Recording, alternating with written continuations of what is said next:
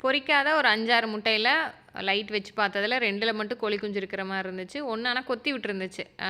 Doubt இல்ல கோழி குஞ்சு பொரிச்சிரும்ன்னு. இன்னொன்னு வந்து டவுட்ல தான் வச்சேன். 24 மணி நேரம் ஓடிருச்சே! ஒரே ஒரு முட்டைய வச்சு அப்டின்னு யோசிச்சோம்.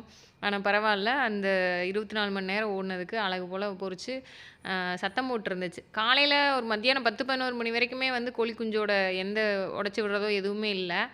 சரி வேஸ்ட்டு தான் போல. எதுக்கும் இன்னைக்கு ஈவினிங் வரைக்கும் இருக்கட்டும் அப்படின்னு நெனச்சேன். அழகு போல குஞ்சு பொரிச்சு, முன்னாடி வந்து அழகா நின்னுட்டுருந்துச்சு. "யாராவது இருக்கீங்களாடா? நான் வெளியில வந்துட்டேன்" அப்படின்னு சொல்லிட்டு. இந்த முறை கொஞ்சம் கொழுப்புன்னே சொல்லலாம். கரெக்ட்டா முட்டைகளையோ, கோழி குஞ்சுகளையோ சரியா பராமரிக்கல. அவுட்புட் கம்மி தான். இந்த எவ்வளோதான் இங்கிலீஷ் மெடிசனும் சரி, இல்ல இயற்கை மருந்துகள குடுத்தாலுமே வந்து, பெருசா இந்த ஒரு மீடியம் சைஸ்ல இருக்கிற கோழி குஞ்சுகளுக்கு வர இந்த சளி அதிகமானா கண்ணுல நுரை பொங்கி வர்றது, இந்த மாதிரி விஷயத்த தவிர்க்க முடியலைங்க. முடிஞ்ச வரைக்கும் நம்ம மருந்து குடுத்துக்கிட்டே தான் இருக்கோம். நெஞ்சுக்குள்ள இருக்கிற அந்த கரட்டு கரட்டுன்னு இருக்கிற சளி வந்து எப்பதான் போகும் அப்டின்னே தெரியல. அது அப்படியே கூடவே இருக்குதுங்க.